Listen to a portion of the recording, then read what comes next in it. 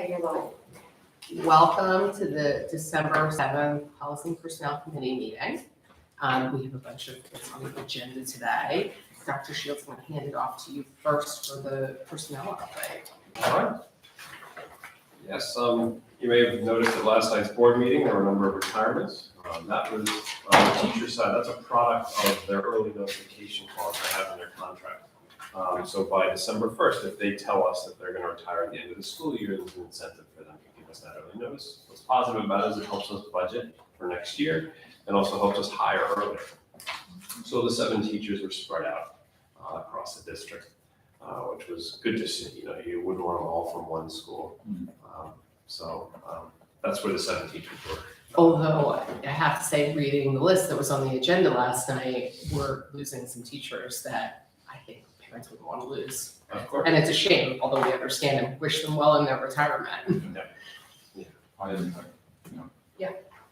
So, but yes, so we appreciate that early notice on their part. So that's all I have on the personnel update. Any questions? No, that's great. I mean, I would note, I think it's a real positive that we have the early notification, because there have been previous years when we didn't have such a system in place, where we find out late. And I know it's much harder on the administration end to deal with budgeting without when you have surprises. And the talent pool changes as you move through the school year as well. And there's some niche certification areas that we have to be especially mindful of. So for example, we have a librarian retiring. Librarians are hard to find.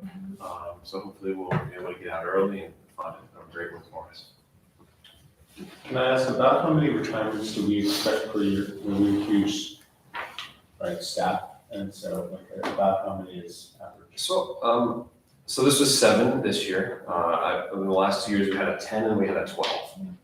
So we're averaging around, somewhere in the 10 range, yeah. But those numbers, I mean, correct me if I'm wrong, we thought the numbers were a little high because of the COVID years, right? Correct, we did. So we're maybe still in that We'll see. period of time.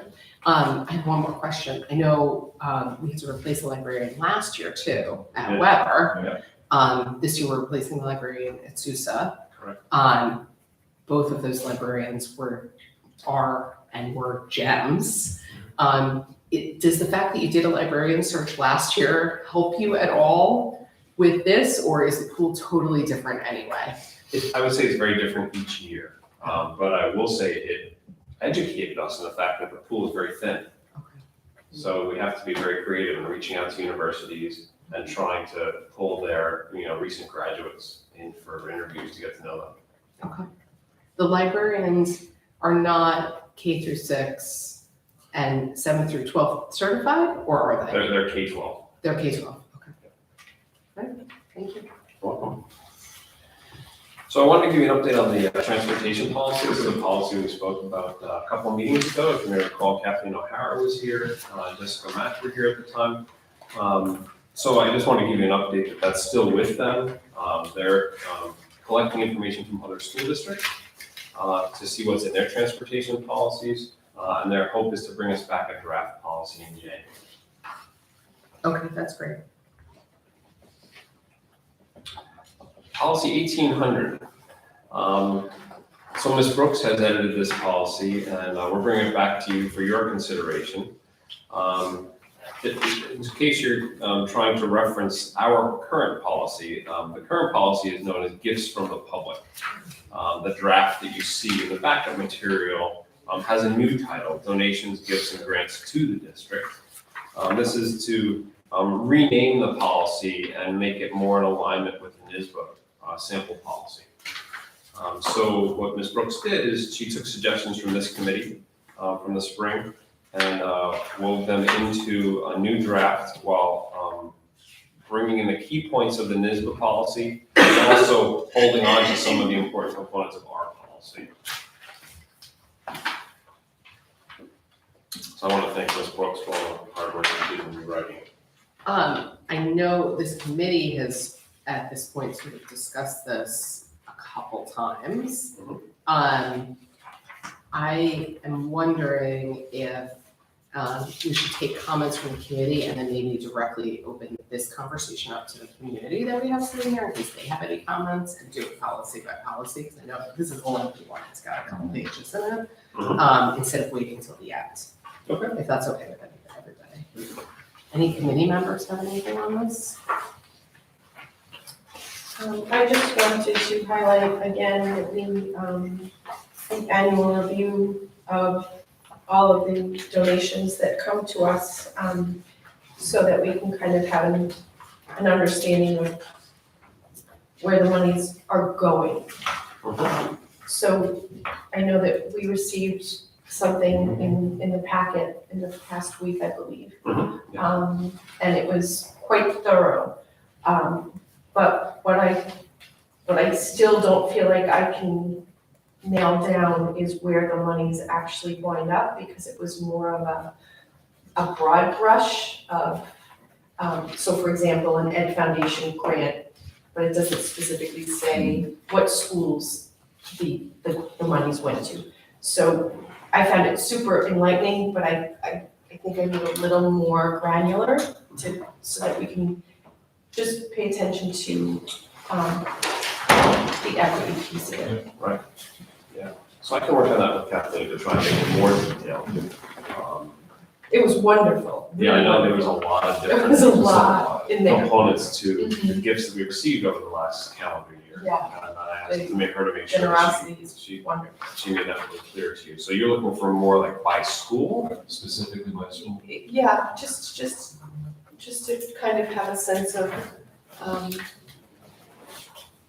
Because you're concerned about the equities, to make sure one school is not receiving a disproportionate amount compared to others. Yeah, in the donations generally, or just in the grant awards? Are you talking about both altogether? well, if this policy is about both, I guess we should make it about both.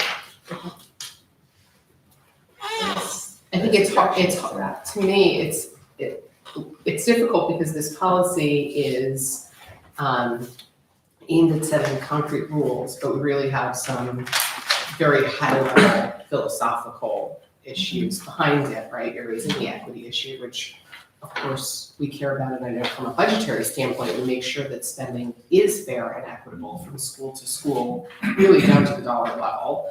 And then, of course, I think another underlying issue is that our district is the beneficiary of a lot of very generous donations, both from individuals and from certain organizations that exist just to support our programs and support new and innovative programs in the district. We definitely don't want to chill that or make it too difficult for people to donate to the district in ways that are positive, which to my mind, it's all been positive. I don't think we're trying to shut the door on something. Well, the other piece is, and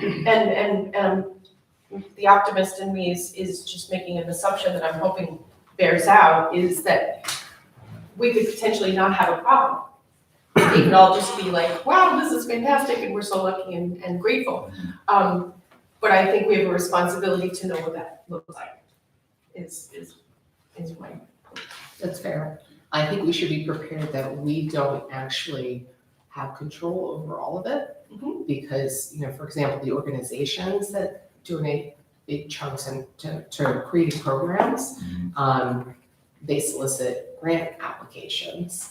And I think on their end, they're trying to make sure things are balanced in what they're approving, but they only have what comes to them to choose from. They can't say, we're gonna do this many programs here, and this many programs here, and this many here, if there aren't the applications.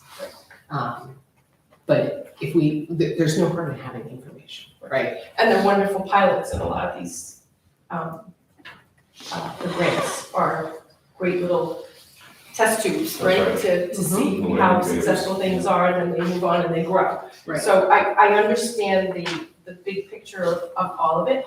I just think we have a financial obligation and an oversight obligation to understand what it looks like.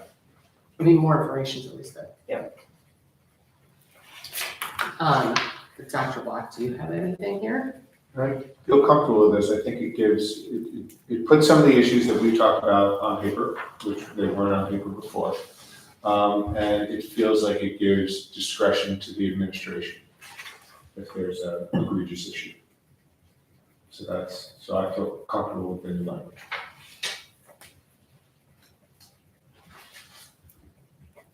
Okay. Any other comments?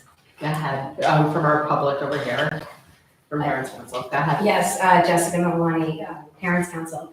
I agree that the proposed policy does create sufficient clarity while also not, it doesn't introduce too many new constraints on the public and on support organizations. We are particularly attuned to the interests of the HSAs and our district's PTA. So I think it raises the question around discretion, since so much of this does depend on the administration and the board's discretion. What would be helpful, perhaps, I don't know if they're like riders to policies or some sort of addendum to outline the principles on which decisions around approvals will be made, so that rejections don't seem arbitrary, particularly when it comes to HSA or PTA donations. If we're looking at equity, for instance, and there might, for instance, be a rejection made because the HSA planned to raise more money than was deemed equitable from a community perspective, because some schools have different capabilities than others.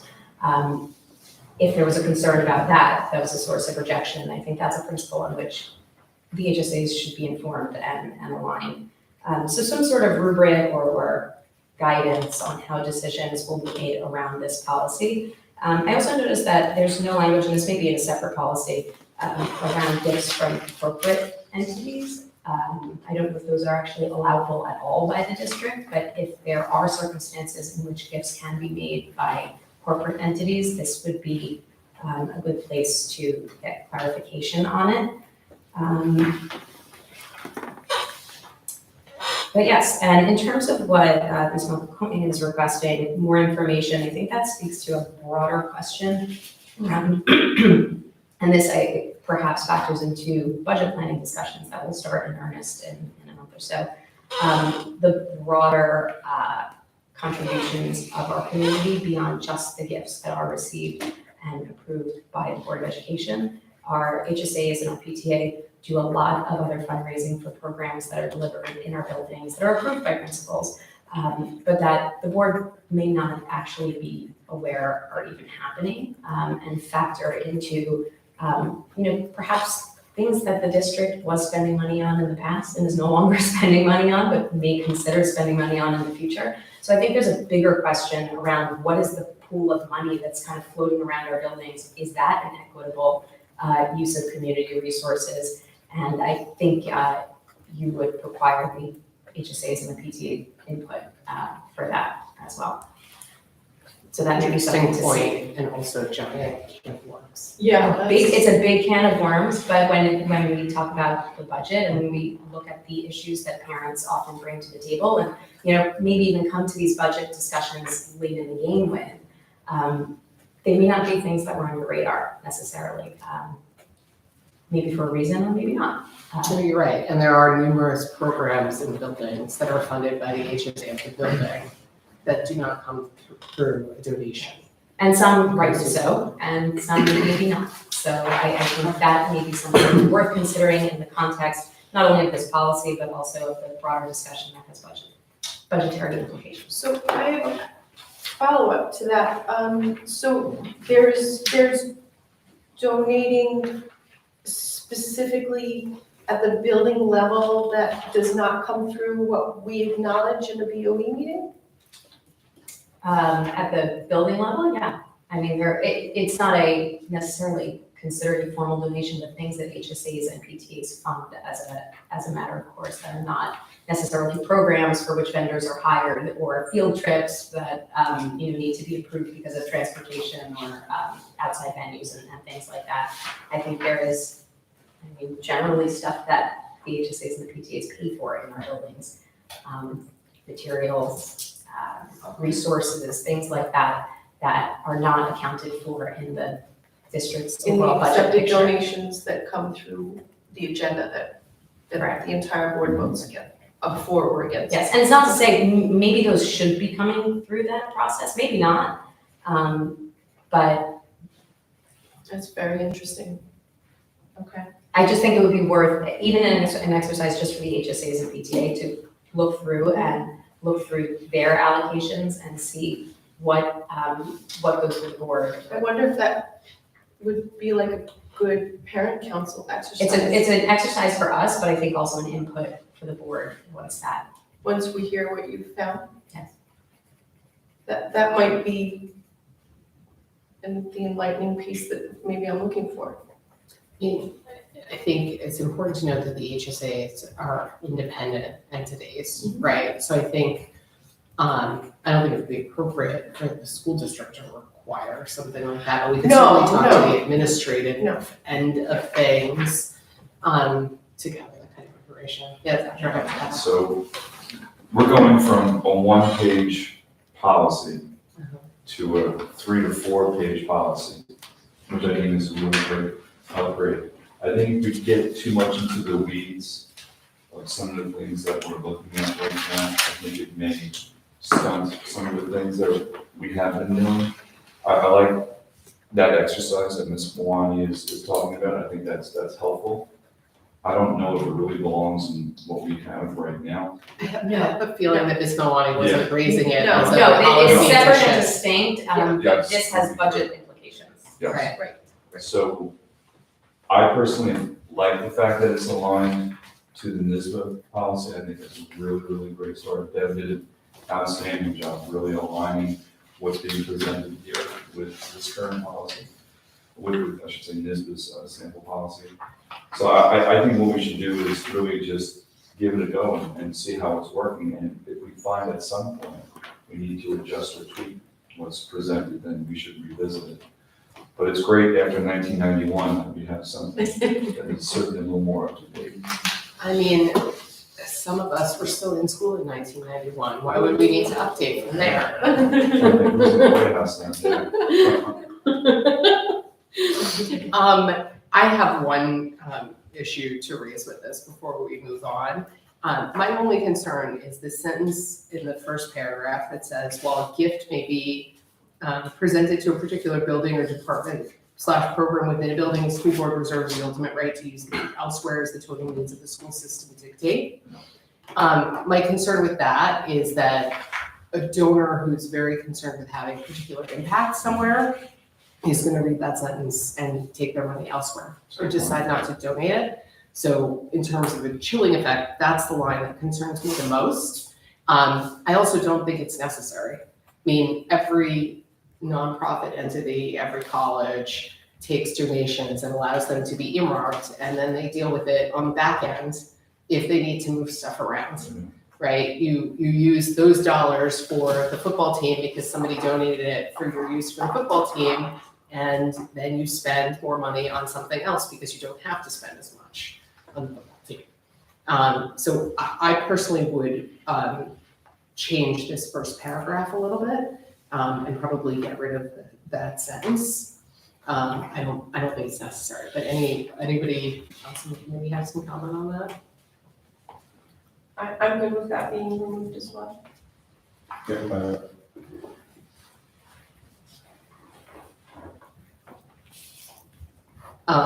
If we were to remove that, I am not sure that we need the sentence after it Right, either.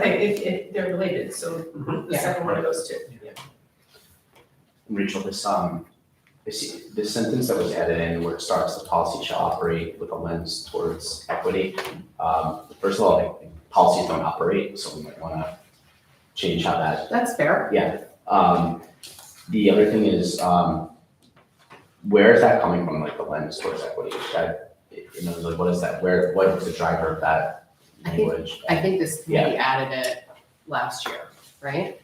Because this is This not, was- yeah, it's this- not in this sample policy. Right, so I just wanna make sure that we truly understand what that means, since these policies can last for 20 years, like we see from the current version of it, or 30 years.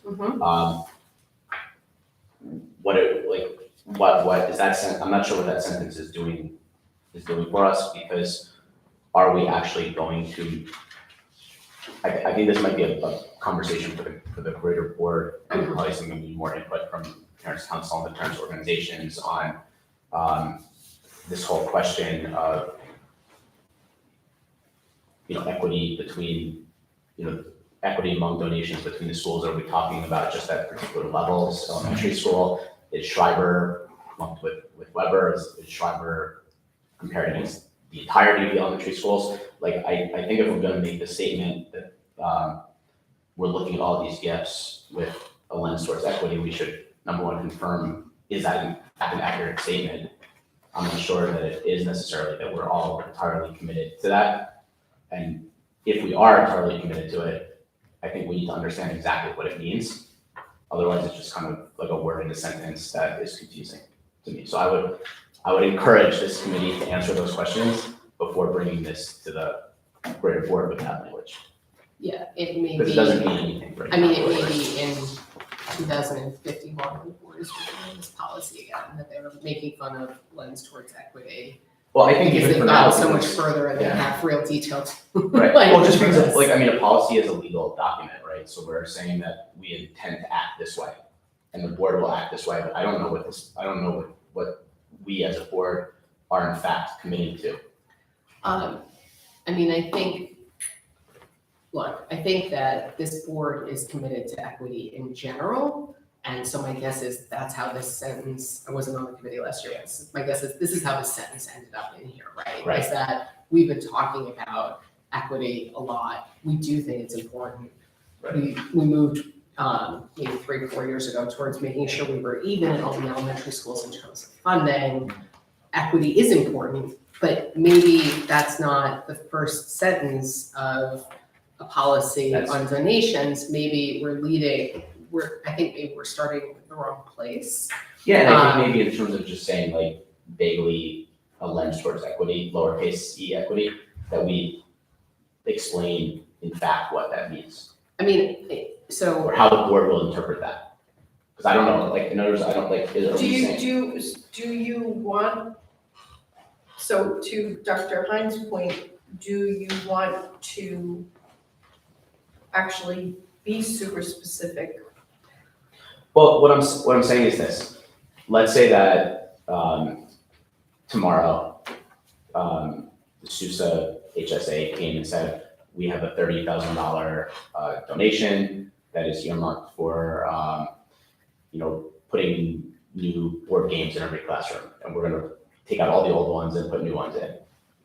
And Manor Haven PTA came and said, we raised $67,000 to replace all of the board games and all of the carpets and, new posters, and I'm just making it up, right? Are we prepared to say to SUSA, or to Manor Haven, you can only donate 30 because that's what SUSA raised? And if we're not prepared to do that, we need to not imply that we're going to be doing that in this policy. So Yeah. I've thought about this, and I get what you're saying. And I think there's two different sides to it. The one side is let's say what we're gonna do. And the other is, I think, which is Dr. Hines' point, which is we don't think we've had a huge problem with this, and we haven't had a problem where the board or the administration thinks it's necessary to act. Right. If we want to protect ourselves, should we see a problem? And so, you're coming up, let's take an extreme example where there's $1 million donation to put a pool in one of the elementary schools. Right. That might be an area where we say, you know what, maybe that pool would be better in Weber or something like that. And that would be an opportunity for us to potentially leverage it, but it may not be at the $10,000 level. And in fact, very well, we may never, exert the But that's authority. already covered in here, just generally in number 5. No gift donation will be accepted by the board unless in support of a particular school. It is for a purpose which the district would legally use its own funds, or it is for a scholarship. And then it goes on to say, and you have it here in this new language, the board has the right to refuse and accept any gift donation that does not contribute towards the achievement of the district's goals or the ownership of which would completely restrict the district. So something that we don't want, we would just say doesn't. Well, I'm not saying that we don't want to appeal, I'm saying that you might not want to put a pool in one of the elementary schools and have none in any of the other ones, right? And that might be an area where you're like, oh, we have an equity issue here, and let's decide where to put it elsewhere. So so in other words, what I support here is, I understand that the concern of lots of people that we're not being specific here. I think it's better to be non-specific here, because I think it'll get complicated very quickly. And I don't think we've had a problem that the district that the administration would necessarily want to address yet. I think leaving it vague with authority is the best way to go. On that sentence, in the area where we describe getting the annual report, would it live better there? I just want to make sure First that it does what it's supposed to do. It doesn't tie anyone's future hands, Agreed. I'm hearing though what Dr. Hines is saying about not tying the district's hands as well. So when Chris and I review contracts, there's some embedded language in there that Craig would say is the spirit of whatever phrase that is. I'm looking at this as the spirit of trying to be equitable amongst whatever donations we have, not really being targeted and specific. So I actually agree, Rachel, with what you said regarding the last two sentences and removing that. And I think the spirit of what that first sentence is really trying to demonstrate is that we're looking for, to the best of our ability, which means from an administrative standpoint, and we're accepting donations, is that we are looking to see how equitable we are distributing whatever funds and grants we are receiving. That's the way I'm interpreting this, not being specific. I think, I see that. I mean, I think that what you're getting at is policy functions in two ways, right? Sometimes we're setting out specific guidelines for something, and sometimes we're setting a tone, right? And encouraging a certain kind of behavior, ideally in partnership with the administration as we are now. I guess to me, I sort of have a suggestion. I kind of think that either it's part of the accounting, as Nan said, but if we want this as a goal statement above the details, which I think is what the initial intent was to put this here, I think as a goal statement, it's incomplete because yes, equity is very important and we're trying to look through the lens of equity on everything, but it's not the entire goal of any of the things that we are doing. It's an important part of the goal. And here, what's the goal? I think it's to strive towards excellence in the school district and have the donations further the goals of the school district.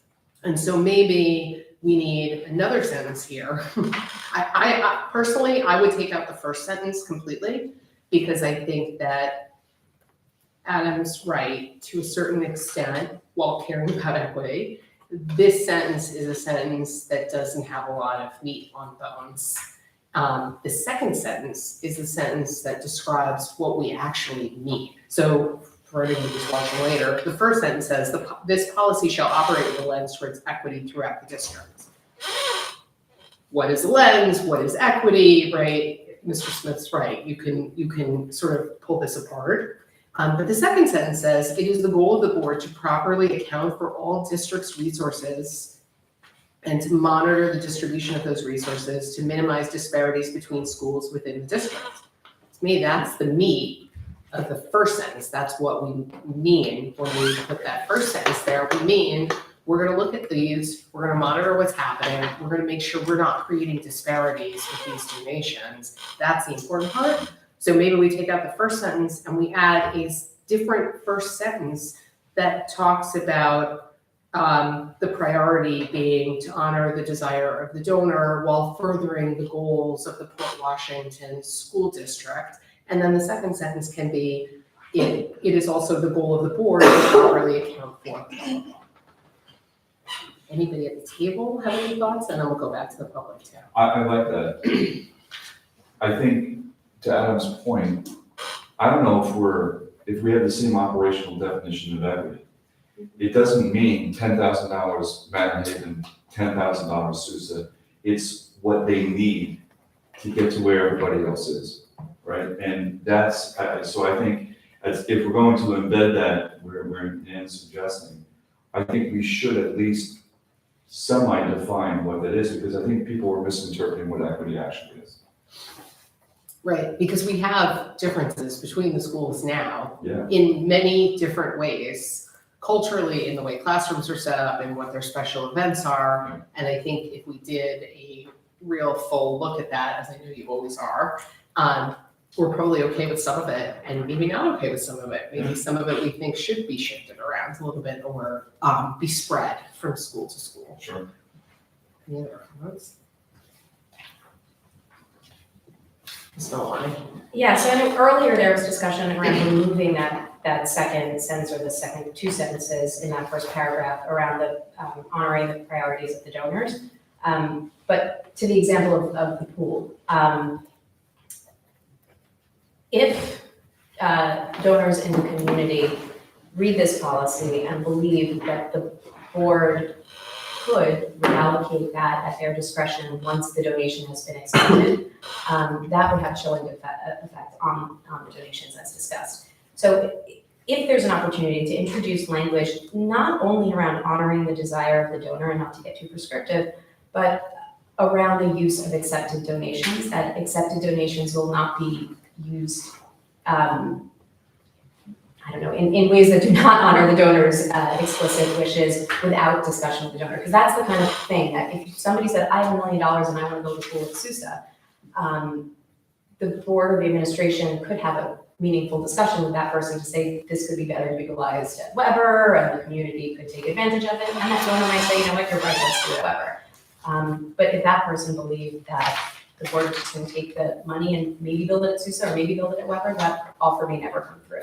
So you're saying go one step further and make it clear that not only will we not move stuff around, we would not do it without discussion. Not that we won't move stuff around, but that once a gift has been accepted, that money will not be reallocated without discussion with That's the. more than I fair. think that piece goes further into this policy. And by the way, my understanding is that's really what is happening right now. I mean, Dr. Hines can speak to it. We have a one that he is negotiating right now. Right. And it is a negotiated conversation with the donor. Okay, you want to give this amount of money for this. All right, the district would be okay with it looking like this, Right. being like this. It's not, we'll just take it and then we're going to change it anyway if we wanted to, because that wouldn't really be fair to somebody who wants to give a. I think anybody familiar with how the district operates would assume that that would be the case, but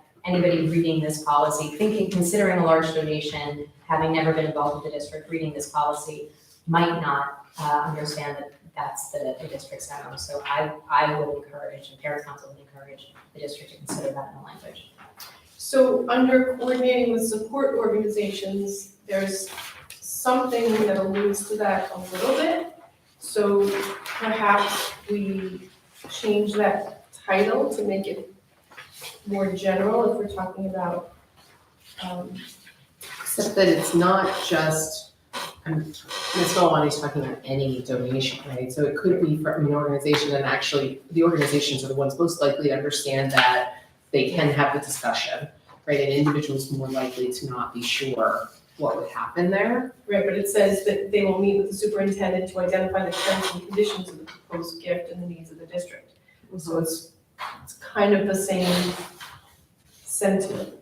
So Where are you looking? coordinating with support organizations. Oh, okay, all right. But we don't have, so perhaps this gets solved by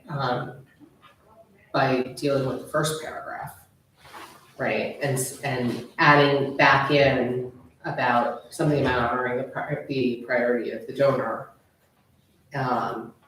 And then maybe add something underneath about discussions. Sorry.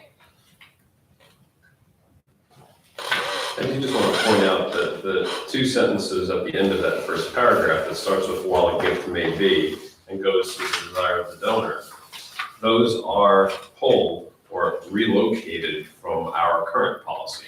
They just happen to have been at the end of our current policy, and now it's been moved up front. So that language has been in existence, I think someone said, since 91, and this community has been incredibly generous since 1991. So I don't know if it's really chilled the community from giving gifts, but I do think it's been relocated to the front part, which someone new might see it as off-putting. If I could give you an example of equity, when I was back at the Salem School, we had this fundraising initiative to put smart boards in every classroom. Smart boards are brand new to the instructional idea. And it was something that was very powerful to the parent community at that time. Yes, it was. And they raised money to put smart boards in every classroom. It created an issue for the district as a whole. Shortly thereafter, the district made sure they put smart boards in every elementary classroom. I'm not saying one triggered the other, but it certainly raised the issue to the forefront of, is educating kids in a Salem classroom versus any other elementary classroom going to be a similar experience? So the philosophical statement that I think was trying to be crafted up front, I understand, because I lived it. And I wouldn't want there to be something so different for our kids. And I'm saying extremely different, not a little nuance here and there. Like air conditioning. Right. Right. Like if one school can air condition the entire school is another issue. And that was something I had to talk about with the Salem HSA at the time as Human well. rights issue in addition to an equity issue. But so there are wonderfully generous people in this community. Yeah. An incredible, powerful way to raise money. So I think this philosophical statement that the board is considering in this draft is understandable, because there's been times when it's been questioned. Is that fair to the entire district? So I just think it's something to keep in mind. And I'm not sure exactly how to define the word equity. It doesn't mean equal, but similar and parallel. I mean, I can give you another example from, it's probably 5 years ago, I think. We had a donor who wanted to donate, this is long before our one-to-one initiative, a cart of iPads, I think, or Chromebooks for, I think it was their grandchild's 4th grade classroom, you know? Uh-huh. And at the time, I think the board discussed it and said, no, that's definitely not okay. Right. And I think what happened is we went back to the donor and we said, look, we can't do that, right? You can't just make one classroom have this technology, but if you are willing to donate it as a cart that is shared and that this whole grade has access to, then we would accept your donation. Right. And, you know, of course, there was discussion of what was happening in the other schools at that grade to make it equitable. So that kind of conversation happens, and hopefully the goal is to accept the money in a way that is positive and fair. Right. For a bigger audience. Right, exactly. You know, and I think that the Salem example is a really good one about why we might want to take gifts that maybe aren't entirely equitable. Because let's say that the donation had been rejected at that time. The district never would have experienced smart boards and nobody would have had them. So Don't yeah, go there, I don't even want to have this conversation with you about this. about smart boards specifically. Uh-huh. But as an example, what I'm saying is like, if it's something that matches with, at the time, the district's priorities, and so if the district could say, you know, we don't want smart boards in the schools, and then that would have been a good reason not to accept the donation. Right. But it sounds like what happened was the donation was accepted, it took off, and it encouraged that board at that time to fund it for the rest of the school district, and maybe an opportunity would have been missed if the board had just said, no, equity, we can't take that donation. Or monies were spent as a result that perhaps weren't fruitful. I guess that's something that you can't know though, because I'm sure there are many who would say the smart boards are the greatest thing since sliced bread. Other people might not. I know that I have an opinion on it, but I think that that's really more importantly than counting dollars between schools. Like Dr. Hines said is this something we want, and is it something that's appropriate for this school to get at this time? I think that your overall point Yeah. is one I agree with. The smart board is a quagmire. Right. It's- And Karen at the time will fight you over it, don't get into it. Right. But, and I'm sure Dr. Shields was right in the middle of it too. But I think your overall point is really important, which is that equity should be something that operates in a positive way, Exactly. not in a negative, Exactly. pulling back way. The answer shouldn't be this school can't afford a new playground, therefore nobody gets a new playground. That's what and ultimately, that's what I'm trying to say, is we need to make sure our language doesn't support somebody who has that view sometime in the future. Right. You can't have this because they can't have it, it's more, how do we make sure everybody gets has it? what they need. Exactly. Mhm. Dr. Boss, did you know? The only thing I was gonna add is that we've now spent a bunch of time talking about this, we brought up a bunch of examples, and some have ended up on one side, where we say, all right, the fourth grade class, you can give it to one fourth grade class. Some have ended up on the other side, I think that the policy as it stands, and I'm not saying we should tweak it, like, basically supports that nuance that we're discussing here of some egregious examples of don't do it, and some egregious examples of course we should do it. And so I think we have that. Yeah, I just add as an extension of Mr. Smith's point around this should be sort of net positive, not constraining or a net negative. I think that speaks to the potentially chilling effect. And again, I and Parents Council support the equity lens on this policy wholeheartedly. But it can be read with that sort of negative impact in mind.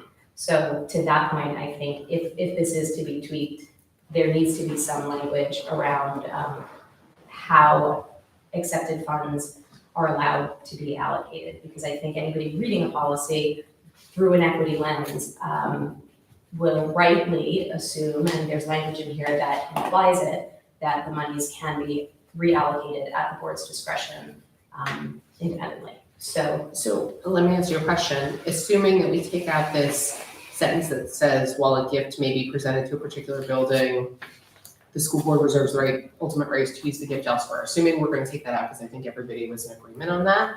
What other language gives you pause on that? that the absence of language, so the language that the first priority will be to honor the desire of the donor implies that if the first priority doesn't pan out, the board can do whatever it wants with the money. I think the absence of language specifically stating that no accepted donation will be reallocated beyond the priority of the donor without discussion. So it's, the board can massage that language. But I think the specificity there, in light of the new equity lens that is on this policy, will help encourage donations from the community, I think. So what if this, if this is the goal setting paragraph, what if the paragraph read something like, the priority will be to honor the desire of the donor while furthering the educational goals of the school district and striving for excellence in every school. It's the goal of the board to properly account for all the district resources and to monitor the distribution of those resources to minimize disparities between the schools within the district. However, no accepted donation will be reallocated without discussion and negotiation with the donor of those funds or something. Of accepted funds. Of accepted funds. I think, because it does speak, the paragraph later on in the policy does speak to the need for approval by the superintendent and discussion with the superintendent. So assuming it's been approved and assuming it's been accepted, what happens then? So I think that will sort of counter the chilling effect, encourage the community to potentially come forward with more donations, and then allow those conversations to happen around equity. And is this an equitable allocation of the resource? Does this prompt the district to think they perhaps need to reallocate their own resources? That I think it will help. Okay. In light of the new equity lens. What is everybody think? Well, I feel like just the terms listed in number 1 imply that there's an agreement reached, unless I'm I reading think too the much. problem is that once we lead with a sentence, right? You don't want people to, it's like a first impression, right? So if we are leading with one thing as our goal, that has the possibility of having a potential donor think that that is the first goal, being upset and walking away. And we have, we're lucky we have a taxpayer-supported budget that supports a lot of our programs, but we also have a lot of programming that's done in this district, a lot of things that are provided by students that are funded by the HSAs, the Ed Foundation, parts, and individual donations. And we need them to run the programs that we run. So is your sense that, given the feedback you received today, you want to rewrite the first paragraph, is what I'm hearing? I mean, I'm trying to that's narrow where, it down that's and where keep it I am. simple, right? That's where I am, but where is everybody else on the committee? I mean, Yeah. look, the other Remove option, equity from the first paragraph. what if we remove that first sentence, leave the second sentence, but start with a different sentence that says the priority is to honor the desire of the donor and While Or the furthering- priorities while furthering are the, to objectives of the honor- school district. really two priorities, but the priorities are to honor the intent of the donor and further the educational goals of the school districts. Or while keeping with the educational goals of the school district or something like that. And then we can have this sentence about monitoring resources and making distributions between schools, or minimizing disparities between schools. But then also add a sentence at the end that would be in line with Ms. Mawani's suggestion that says that, the school district won't be reallocating an accepted donation without discussion with the donor. And maybe it's not that black and white, maybe it's something like, Would we say discussions with reallocation, donors or would or- we say that the district will come to an agreement with the donor as to how those funds are allocated? So that we don't even introduce reallocation, because that's kind of negative. that would be the versus positive way of saying it, yeah. I think that would be fine, I think that would hit your point as well. And are we putting this equity statement over by the accounting section, or just taking it out? In my opinion, we have two options, right? We can leave this up at the top, but if we're leaving a goal statement at the top, I don't think the goal statement is just equity. I think the goal statement should be equity, intent of the donor, educational goals of the district. So, but here's a question. I feel like minimizing disparities kind of addresses that. Which part? The monitor the distribution of No, those no, no, resources which- to minimize disparities between. I mean, which part do you think of it? What do you think? I'm thinking that maybe we already address equity in that second sentence anyway. That's what I'm saying. So it doesn't even Sorry, have it's, to be I mean, said I know it's twice. hard to rewrite like Yeah. whole paragraphs out loud. What I'm suggesting is that we remove this first sentence that says this policy shall operate with a lens towards equity. Mhm. Instead, we put a sentence that says, that's a combination of the last sentence and adding to it, that says the priorities of the district will be to honor the desire of the donor and further the educational goals of the district.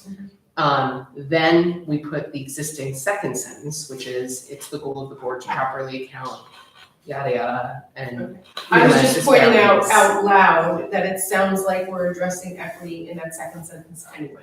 Yeah, I think that is the actual substance of equity. We're still leaving the equity idea there, Yes.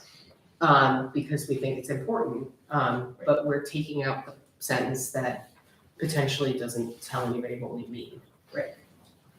So, Liam, what was your suggestion for the positive version of the? Have a discussion or an agreement about the allocation, not bringing it into the reallocation conversation, Right, but so- making it about more of an agreement, an upfront agreement between the district and the donor before the donation is accepted. Or as the donation is accepted, or something like that. Does anyone have a suggestion for specific language? Nope, that's, I thought lawyers, that's what lawyers do.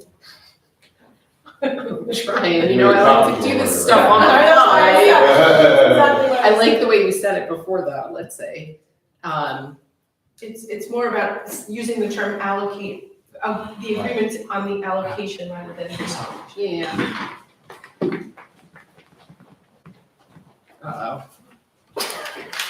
Okay, so, I think maybe we can tweak that, not in the meeting, Yeah. but maybe that last sentence is something like,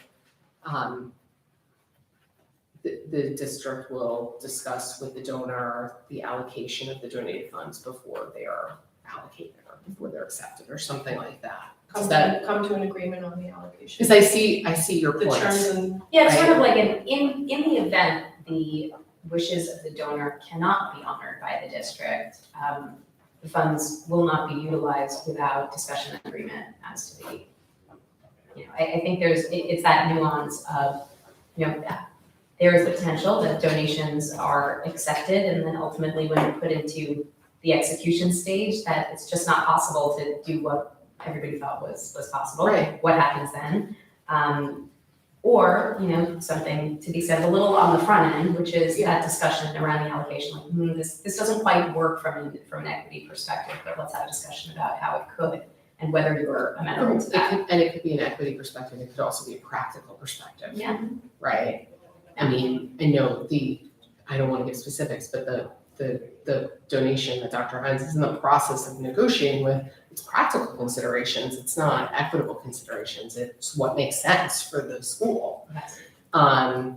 Okay, so I kind of think if the committee is okay with it, that we can move on and I'll send you what I have written down and we'll figure out what that last sentence looks like, and I think it has to come back. Okay.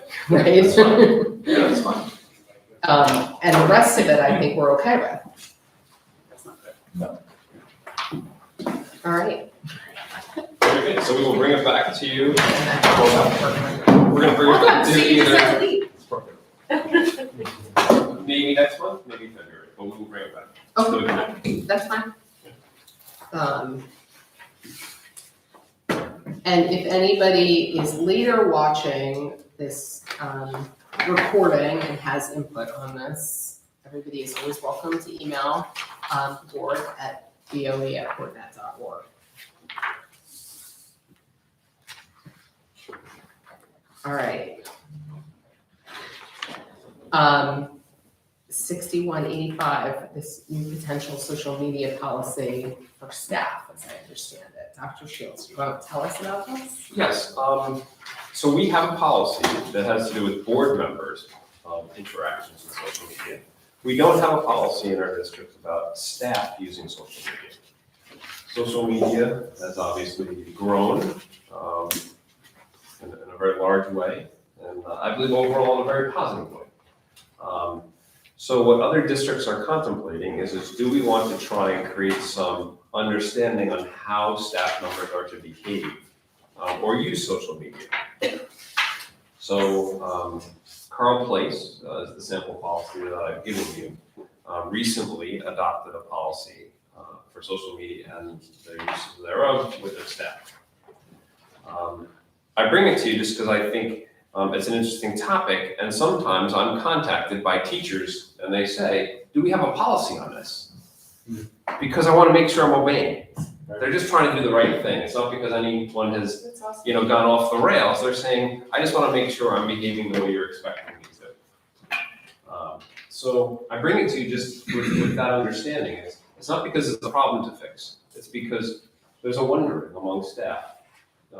Should we be giving them some clearer guidance? So you think this is something the staff would want? I don't know, Yeah, because, right, so some people are generally looking for it in a good-natured way, right? Mhm. But other people might say, well, don't put like rails on the side of the bowling alley for me. I may want to go off here in a way And that it, then what? right, yeah. So there's pros and cons to it, but I think it's a very interesting conversation to have. So is this more of a contractual conversation? or is it a policy conversation? I think it's more of an expectation conversation that can live in both places. So I think the fact that we don't have something that is specific, and maybe it doesn't have to be a policy, maybe it's something that we can design, something district-wide and work with the PTA. But what's nice about this is it does set very clear expectations. My only concern with this is that what if somebody on LinkedIn posts something and they're wearing something they shouldn't be wearing or whatever it is, then what? What does that look like? But I do love the idea of something like this. I think it should reside in some place. It's very specific. So my concern initially in reading it is that it worries me about wading in with this level of specificity when I at least don't really understand what the landscape currently is or what the repercussions would be for teachers. I don't personally know of any behavior by teachers in our district that is problematic, that we would want to rein in by this. I understand you're saying it's proactive and maybe to give clear expectations. I also think as we're starting to have this conversation, it's important to note that the First Amendment is a limiter on how much we can constrain anybody on social media. Although I know we have more of an ability to constrain employees / teacher speech than we would, for example, with students, right? So I don't know, we haven't had any input from our attorney on this either, right? Not yet. I wanted to bring it here to the committee to say, is this something you want us to explore? Right. Or is this something we want Is this Carl Place one in place already? it is, they've adopted it. And are there, where did they make this up whole cloth? Or is there a sample that this came from? I have not seen a sample. Okay. And this doesn't have one that they recommended. How did we check on that? No, right? No, the NISBA consultant came back and said there's no designated NISBA template for social media. I wonder what that says. I mean, it might just say this was not there yet. But California does, and certainly universities do. So we wouldn't be in a vacuum. I think this is a worthwhile thing. I'm not saying we have to come up with a policy and finish it this year, but we should be starting down a path. I mean, I like what you said, Dr. Schultz, about guide rails. Like, I think we want to try to minimize what we say about it, but like, let's take an extreme case where like a staff member posts a swastika. Like, that feels like it's not okay. We have nothing that says that it's not okay, so let's create something that says that it's not okay. So that's a great example, because the other thing that, not that swastikas are great examples, but it's a good example in that what I was thinking too is, I'm concerned about creating a policy that pretends to be the whole story when it's not, right? We have the First Amendment, and there are already limits in place on district employees and how they could behave. So if a district employee posted a swastika on social media today, it's not that we couldn't do anything about that, right? Correct. It would still already be something that we would action, right? That kind of speech coming from a teacher. So what's in place today that would deal with that, and how would this change it? I guess is my question for you. Big question. Yeah, I guess how this would change it is it would give some clarity, because people are opening up social media sites all the time in their professional capacity. And it's not a place that we can go to monitor them. But if we create some boundaries for their behaviors as they're doing that, it then allows them to work in that domain with some clear specifications on what we say is okay, what we say is not okay. Mm-hmm. So you're right, there's laws in place already, there's regulations in place that are already protecting us as a district from poor behavior. Right. But I think what I'm suggesting is there is there is another step for us to take to create some clarity as a positive for our staff. So we had this conversation about social media use for board members, about 2 years ago, not Yeah. quite 2 years ago.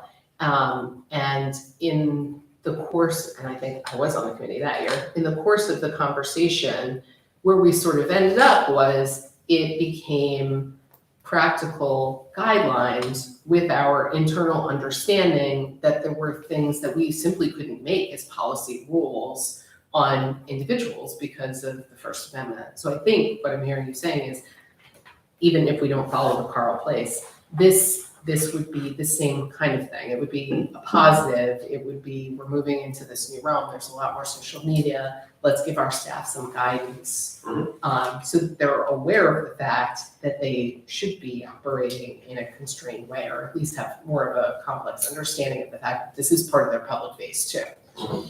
That's right. We were just having this conversation yesterday.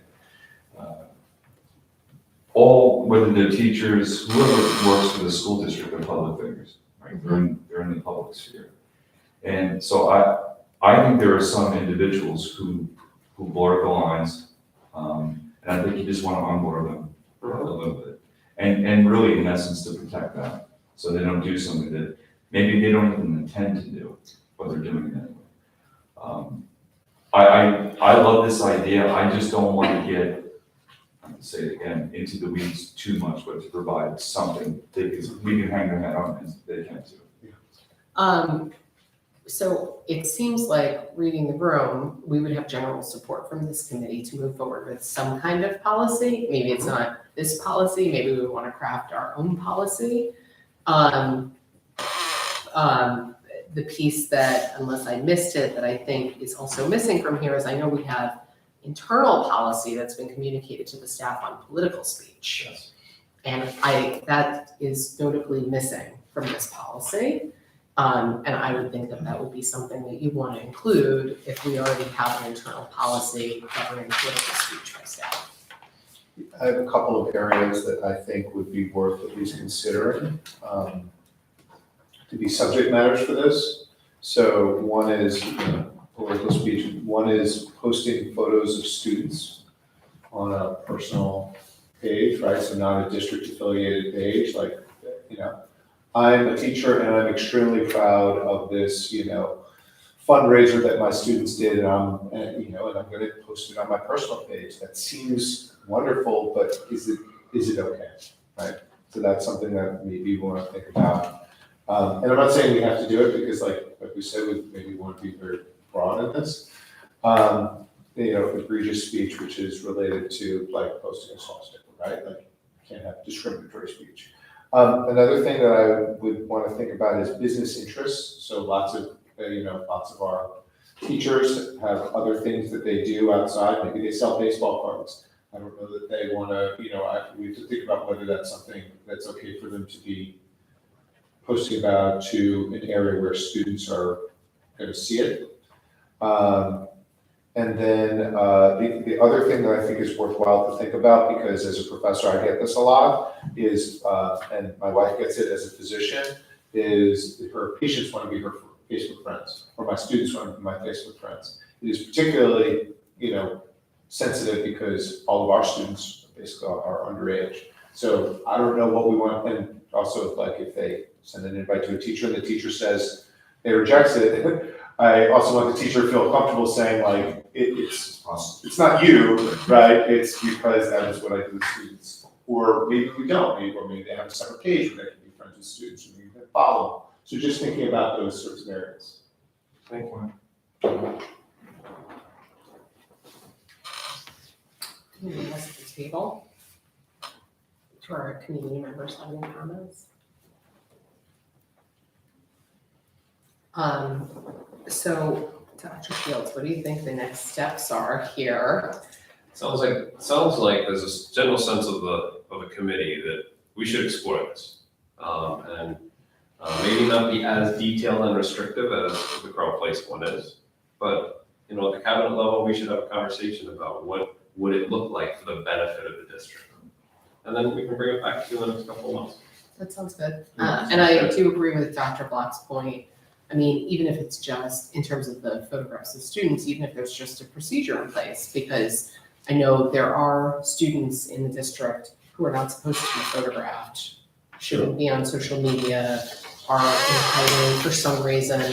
Maybe there's a procedure where the teacher has to be aware of who those are or have, a consent from their students to be able to post them on social media. Maybe it's a consent at the beginning of the year from all students. Actually, I think we do that sort of already. But someplace the teachers can look, right? Because I think it's at district level. I don't know that it's necessarily connected right now. So whether it's a policy or something else, I'll give you an update for the next few months. That sounds good. It's a juicy one. I mean, I think that I'm sure you'll be soliciting some input from the staff as well. And we'll go from there. Rachel, would you mind terribly skipping and doing board officers first, because I'm actually past the time I have to leave. I don't want to leave it. Yeah, I'm sorry. Go ahead. Is that okay? It's okay with me. Is it okay with you, Dr. Shields? Of course, just so you know, Yeah. how did this get onto the agenda? I just want to make sure you have the context of that. There's a list that the committee has been Right, returning to over the last few years, and this was one of the policies that was on that list, along with the field trips and excursions, which is why I brought it forward. yeah, I think it's actually great to have brought it forward. We were I see- hoping you were gonna leave. 'Cause Yeah. We were planning on taking you out. So what I was gonna say is, as the only person at the table, I think, who's getting a board officer, I'll just take some perspective on, the policy, because actually, I'm glad it's coming up. I've looked back to it, more than several times this year, and the answer is that it's not, particularly helpful, right? It doesn't really say very much. So, and I don't know if that's necessarily a good thing or a bad thing, but, it doesn't clarify whether this is meant to be, it'll have only these like that the officers only have these powers, but nothing else, or that this is like a non-exhaustive list of powers. And for example, it's duties and powers, right? So there's duties that I certainly think that the board expects of the officers that are not listed here. Like, for example, communicating with the superintendent, and relaying that news to the board. Setting the agenda for meetings, not included here.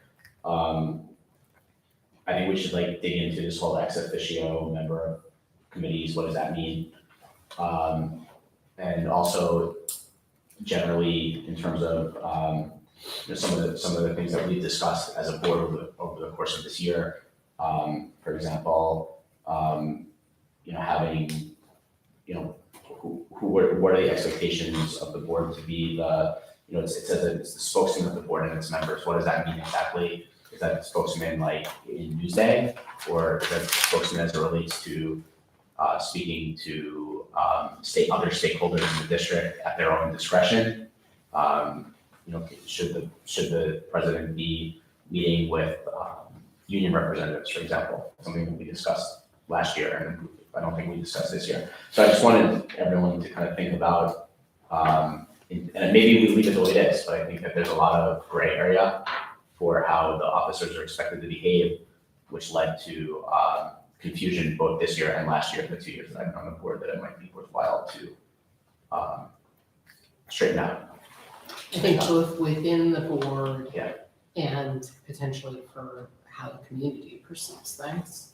Dr. Shields, do you know if there is any, this policy also is 20 years old. Do you know if NISBA has updated their policy on this at all? I haven't checked, but we can. So maybe we want to see if NISBA has updated theirs at all. I think what Mr. Smith is getting at is there are other rules and expectations of board officers that are recommended by NISBA, implied by law, that aren't in here.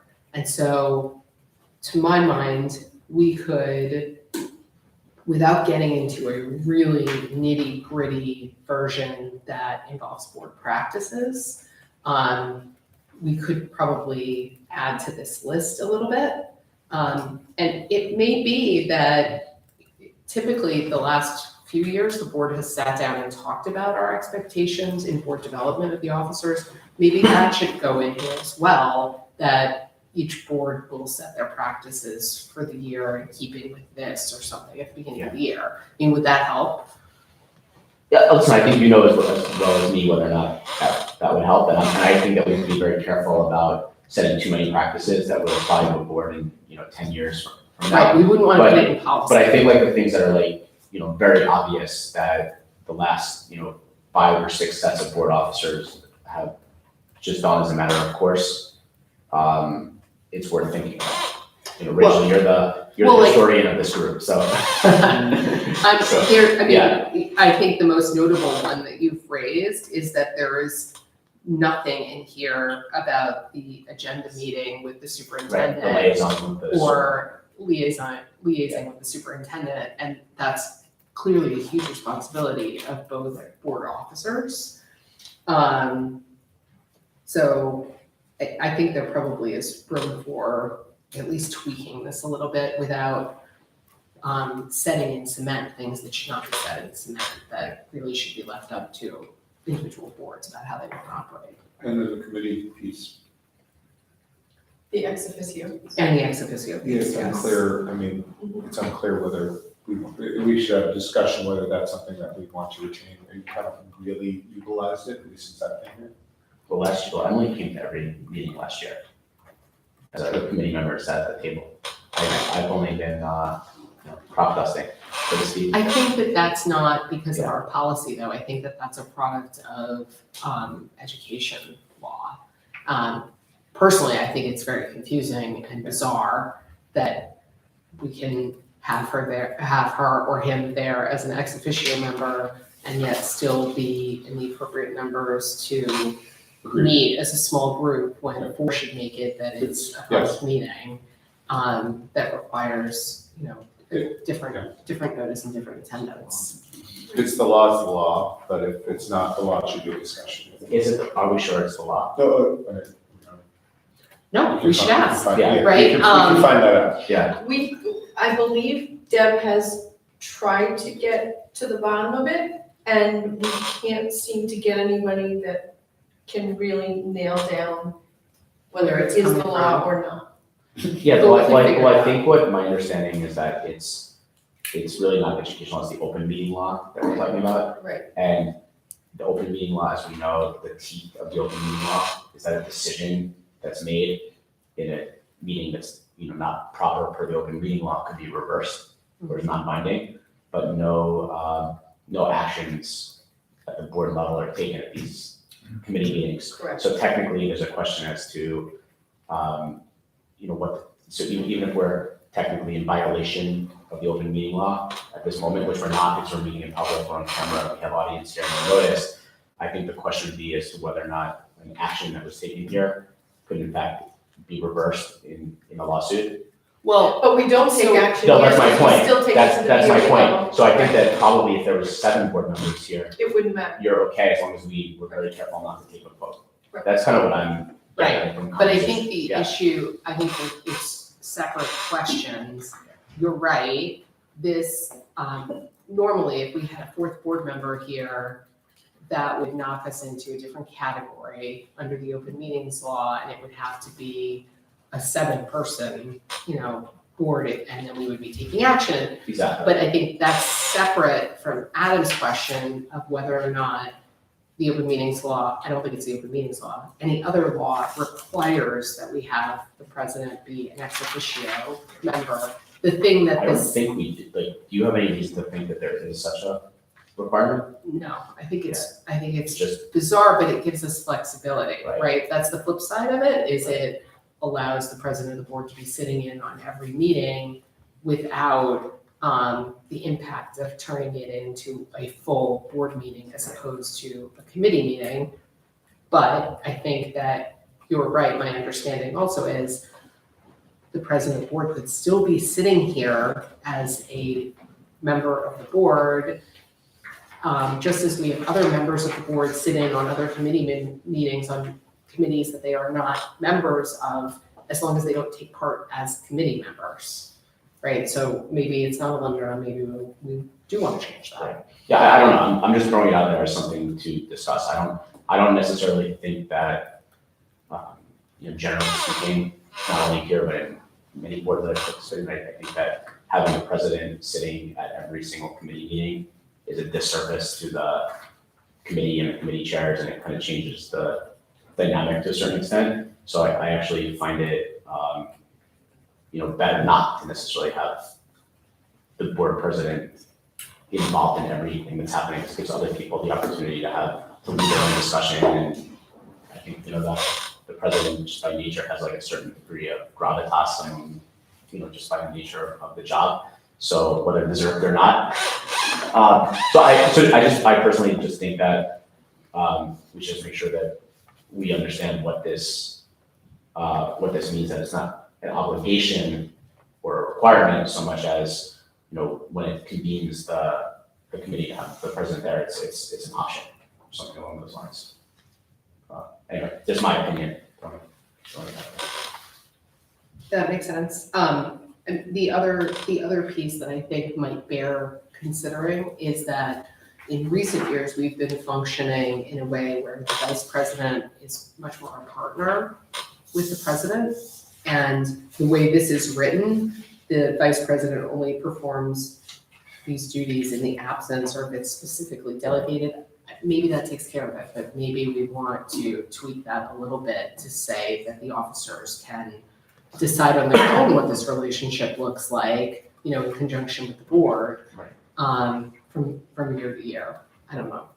But so I think the answer is the committee thinks we should discuss this. I kind of think that we should make sure at the next board meeting, when I give the update, that I tell the rest of the board that we are looking at this, and that we'd like input from the rest of the board too, if anybody has something that they think that we should be adding, taking away, considering in this policy, and then they will discuss again, right? Input.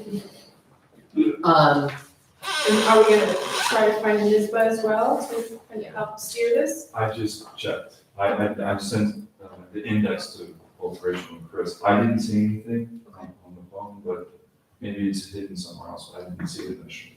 It's interesting because NISBA actually has a tremendous amount of guidance on how they think board officers Yeah. should It's act, well done. and specific trainings and giant slideshows, and so it would be funny to me if they don't have it as a sample policy.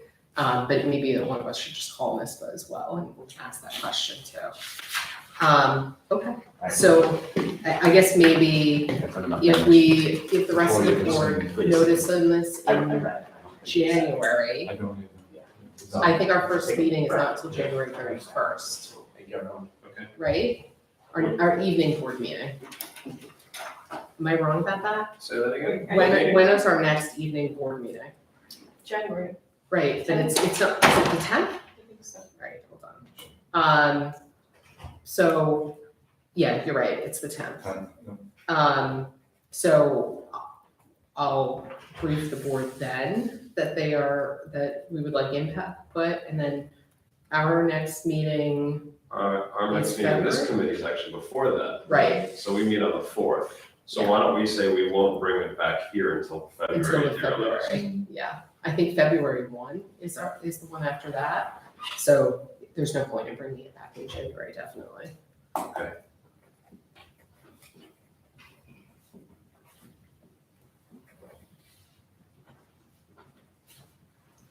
All right, and the clock beat not working, so we have a few minutes left. Do we have time to do, I think, the field trips and excursions? Pretty not controversial, right? Yeah, I don't see this as a controversial one, and obviously has not been updated since 2009. Also attached to it is the regulation, which our staff operates under. So this is policy 4531, field trips and excursions. Right. Is there, I know this was added, Ms. Malconian, I think you added this to the list last year. Do you want to tell us what you were thinking when you wanted the policy discussed? Why don't we start with that? Yes. There's just some language in here that I thought that, we should be paying attention to and making sure that it's being executed the way it's intended. And, I always try to think about, the money piece and the equity piece in a lot of these, practices. So I read the entire policy book last year with that as a priority for me. So that's how it came to my attention. So, the third paragraph, it's responsibility of the building administrator to ensure that students who do not participate in a field trip activity be provided with a commensurate experience. How do we do that? Are we doing that? Does What- it, what is does it that look like? necessary? Does it Yeah. happen? Right, so, Maybe we need to have some feedback from our principals to see what they engage in. As far as the concern about students, from an equity standpoint, they can't afford, let's say, the field trip. I know the regulation under 6 says they won't be deprived of a field trip. So we ensure that they have the ability to attend. right, and so that leads to,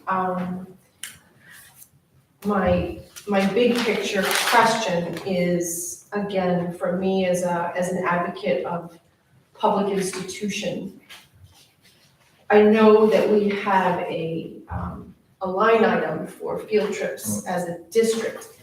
So how and why do we have a line item and then ask for additional funds? Should we be looking at this from a budgetary standpoint as field trips are part of our school district budget? So I think what we would need to do is to find out from the principals, per grade level, let's say elementary wise, what are the field trips that our students attend? Because it's an extension of the classroom. And clearly over the past several years, that's been muted in many ways. I just want to make sure I understand the question, because I think for us, educationally speaking, it's good to know what each building and each grade level is attending, right? And same for middle school. And certainly some of the classrooms at the high school level, we go on either international or international field trips outside of that. But for me, if we're looking at the possibility of, I'm not saying we are, but increasing that line item of field trips, it needs to be attached, I think, to something. Like, is this something that we truly believe in? I think the board does. I think the board chair and graduate would allow that to happen. But I think we need to know what we actually have first. And I can't wrap my arms around what that is, as far as, even school specific, what that is. And then the frequency of field trips, because there's one field trip you can go, maybe in Manor Haven, because I know consistency is something that we are really trying to grab a hold of. And I don't know how consistent our field trips are for our kids. I really don't. But I know they're incredibly important, for sure. I know that there's a fine distinction, of course, between, something that is a week long and requires fundraising and all of those other activities. Just as I said, institutionally, if we are, as an organization, promoting field trips because it's part of our philosophy as a school district, to me, it means that it should be funded. So that's. 100%. Is that your philosophy? Your philosophical statement is that you think all field trips should be 100% funded by the district? In the perfect world. So I guess my question is, how much are we asking of families? Okay. Do we need to be asking that of families? Is this something that should simply be part of our school district budget? I think I don't have enough information to be able to, as you just said. Well, how much is dedicated toward transportation, which we talked about last night, which is in the pie is a very small percentage, but it's still a lot of money regardless. Right. So I think that the homework assignment, to take the policy, is to really look at, I think, the number of field trips, the frequency of them, how much we budget for them, and then how much we pay for going, and then getting the students there. I think if we can start there, we can better understand what it is you may want to tweak or augment in some. I mean, it also may be that this is not really a policy question, right? Because I think from a budgetary standpoint, without looking at the numbers, I'm sure it is not possible for us to keep all our current field trips and just add them into the budget. Even if the elementary students are paying $5 for this trip and $6 for this trip and $10 for this trip, that money in aggregate would be a significant impact on the budget, and we can't do it. Absolutely. And I also don't think asking $5 from a family is a huge problem, especially since we are taking care of the fact that if it is a burden for the family, we're making sure they don't have to pay for it. So that's the equity part that I would be worried about. I'm not sure that this is a policy question. I think it's more a consistency of the excellence of the education question, right? Because we did norm the amount of funding going per pupil to each school a few years ago. Within the schools, the principals have the freedom to allocate that money the way they think best serves their population. And so I think that we have it being spent differently. And I know even in the elementary school that I have firsthand experience with as a parent, there are a different number of field trips per grade level because the teachers at a given grade level have decided educationally they want to do this number of field trips. And it tends to be the same in each grade from year to year, right? There are certain ones that fit into the curriculum for that grade. So to me, the equity question that you're asking isn't really a policy question. It's are we making sure that the excellence of the education and the robustness of the education from building to building is similar or the same because we think field trips are important. So if in the year that they study Native American history, this elementary school goes to the Garvey's Point Museum and sees these objects firsthand and gets to tour what all of this looks like in a three-dimensional way. What are the other elementary schools doing? I think it's a much bigger question for the two of you.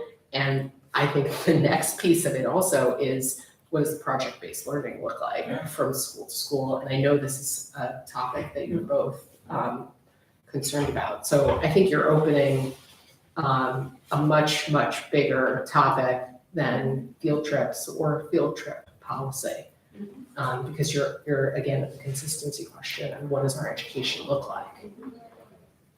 I mean, I don't think that we need to have the same number of field trips from grade to grade. I think that would prescribe things too much, right? If the fourth grade teachers think that 4 field trips further their goals and the second grade teachers think 2 furthers their goals, and we're okay with that because it's consistent from school to school, that would be okay with me. But I think this is a U-level question of what it looks like.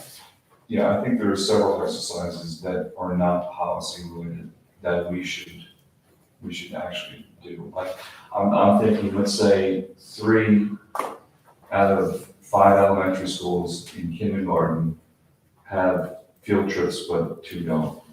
Right, That's a problem.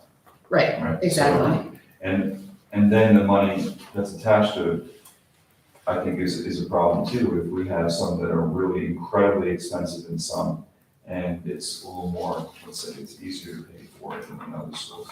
So there's a lot of different things we can look at. The most important one I know that you brought up was really making sure that a student is not denied the opportunity to attend any culture. I like the fact that we're looking at this. We haven't been able to think about it, like I said, because of the past few years. But this is a really good opportunity for us to strike the importance of why field trips are important and what we can do to support them. I think this is also potentially like a best practices and sharing best practices across the district and from school to school issue, and maybe, This is a Sean Feeney conversation right, as well. maybe, exactly, right. And maybe this is something that comes back up in It's a curriculum curriculum too. conversation. Because it's really, sometimes we have teachers who are collaborating across boundaries in the elementary schools, and I know at the district level, you endeavor to have professional development, have them collaborate, but maybe it's time now that we've hit this many years past 2020 to start looking again at how we can share these things, because you can have things happen within a certain elementary school that the other elementary schools are just unaware of how transformative and amazing the experience is. And the way people find out is a parent in X school says to the parent in Y school, oh my God, my kids did this amazing thing.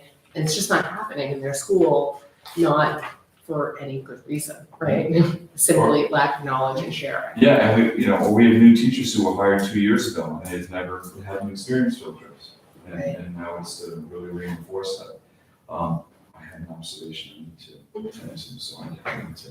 Okay, I think we're basically. Is this I going want to to stop add, for I just want to add one point on this, which Yeah. is that I'd love to, take the discussion on field trips and also, roll in and observe, like, evaluation of them. In other words, my kids went on a field trip, they came home, wasn't so good.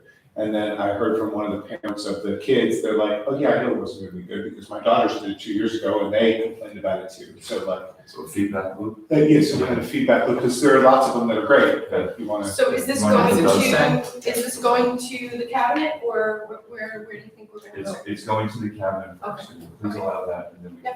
And again, I think just like everything else, like, we don't intend to have it have, I added like 5 things today. Oh, thank you. we don't intend like a negative chilling effect here, right? We don't want it to be, the school doesn't have this field trip, therefore nobody can have this field trip. More, if there is a best practice in one grade or one building where they're making really good use of this as part of the curriculum, we want to make sure it's happening elsewhere as well.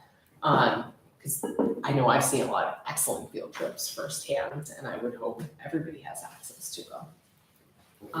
Yes. Yeah, Ms. just, Maloney. so Ms. Maloney actually raised the questions that were on my radar. But just to bring it back to this policy, to the extent that this policy needs to address student experience and equity, this third paragraph does not actually do it. So I think my question is this policy intended to address student experience? Something for the committee to discuss. With respect to the exercise around an evaluation of field trips, I would ask the administration to seek input from the HSAs into that discussion because the amount of money that the HSAs raise and spend on field trips cannot be overstated. So if we are looking at, in a perfect world, would every parent want every field trip to be fully funded by the district? Absolutely. In reality, I think the parent community knows that's not going to happen. But if, as Ms. Maloney has stated, these field trips are integral to the, curricular excellence, and the district is required by mandate to not deprive any student of those experiences, why are the HSAs funding those experiences for students in that regard? So I think we need to look at that. I think the district should also consider the monies raised by HSAs for things like transportation, which have safety considerations. So I know at our schools, the HSAs write big checks, and they may not be big from a district perspective, but they write big checks to pay for busing to field trips, while some other aspect of the field trip may be subsidized. So something to consider in the evaluation. We see And- those approvals on board agendas Yes, all the time. all the time. So I think that is something definitely to consider in the overall assessment. And from a curriculum committee or curricular perspective on that evaluation, I would also, nobody's mentioned Weber in the context of this discussion, but we've talked about things being the same grade to grade within a building at the elementary level, but maybe not building to building. I think looking grade to grade within Weber alone is an important part of this exercise, because we hear those concerns from Weber parents all the time about the sort of inconsistency and experience of field trips across our middle school students. So you're referring to House to house house. to That's what I mean, grade from house to house. house. So grade to grade, so from Grade to every grade. seventh grader at Weber does not have the same experience of field trips.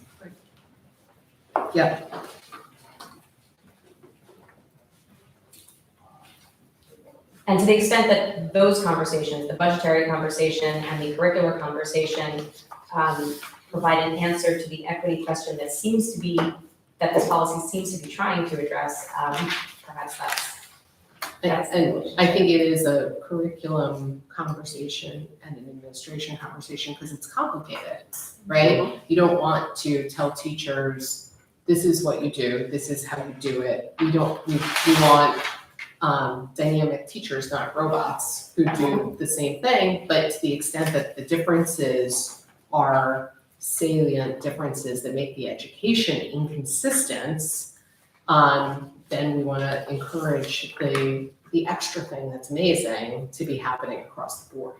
And to the extent that this policy is even designed to address that, because it sort of gives you a taste that it is designed to address that, but maybe fundamentally from a principal's perspective, it's not. So I think, we have to wrap up in a second, but to my mind, we're touching on a lot of stuff that's on policy, but this policy could still be improved. Sure. Quite a bit. And to add the equity component, to add some language about consistency, maybe to add some language in addition about the supervision from the district level, because this says the superintendent's going to develop procedures and regulations for approving them, but there's not about monitoring how it complements the education and whether or not there's consistency from school to school, from grade to grade. I think we could do stuff here. I think based on the time, and we also have more conversations about it, we should probably table this one and come back to it if everybody's okay with that. But maybe, I don't know what the timeline looks like on the administration end.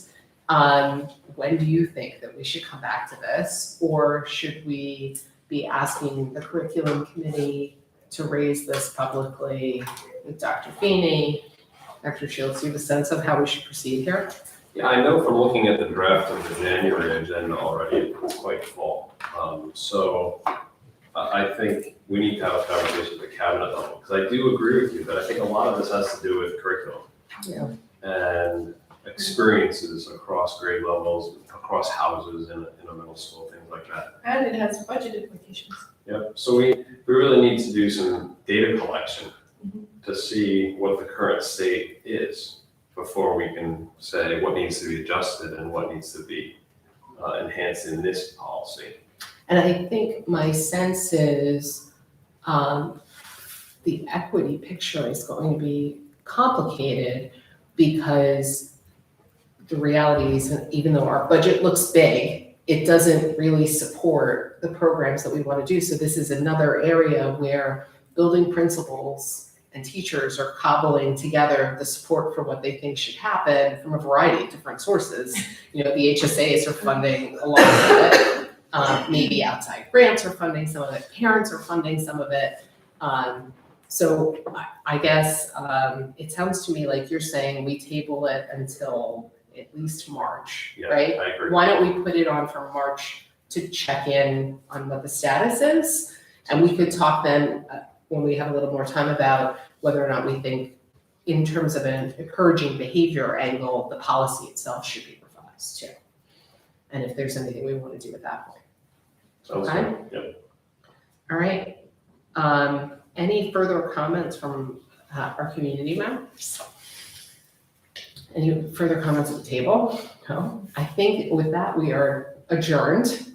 And our next meeting is January 4th. So we'll see everybody then. Have a good day. Happy holidays, everybody. Yes. Stay healthy.